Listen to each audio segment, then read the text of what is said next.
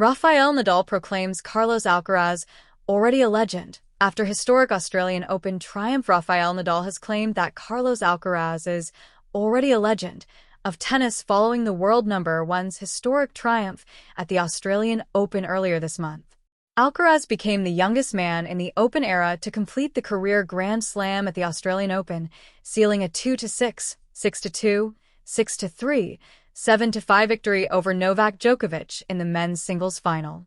The Spaniard is just the sixth man in the Open era to have won all four Grand Slam events, following in the footsteps of Djokovic, Nadal, Roger Federer, Andre Agassi, and Rod Laver, and the 22-year-old has now won a total of 7 Grand Slam singles titles during his career, with his triumph in Melbourne following 2 French Open, 2 Wimbledon, and 2 U.S. Open victories. Alcaraz's 7 Grand Slam titles tie him with Mats Wilander and John McEnroe in the Open era men's singles standings, with only 8 men in the Open era having won more major singles titles than him. Nadal is the only Spaniard to have won more Grand Slam singles titles than Alcaraz, with the tennis icon winning a staggering 22 major titles before his 2024 retirement. The 39-year-old was courtside for Alcaraz's win over Djokovic in the Rod Laver Arena and congratulated his compatriot in person following the final. Alcaraz is often still seen as a young player at the age of 22, but has a CV that undoubtedly cements his place among the best players to ever play the sport, he said. Translated from Spanish, Alcaraz is no up-and-coming player. He has 7 Grand Slam titles. He's already a legend of our sport. If you look at all the great players in history, there aren't many who have won 7 majors. In Australia, he played a high-level, hard-fought match where the age difference was evident, but each player tried to give their best with their own strengths. I really enjoyed watching the final. While Alcaraz may be some way from matching the slam tally of the likes of Nadal, Djokovic, and Federer, the Spaniard looks primed for further success in the near future.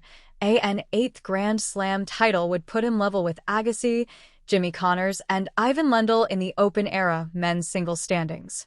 Should he ultimately hit double figures in Grand Slam titles won, he would join Djokovic, Nadal, Federer, Pete Sampras, and Bjorn Borg as the only men in the Open era to win 10-plus majors.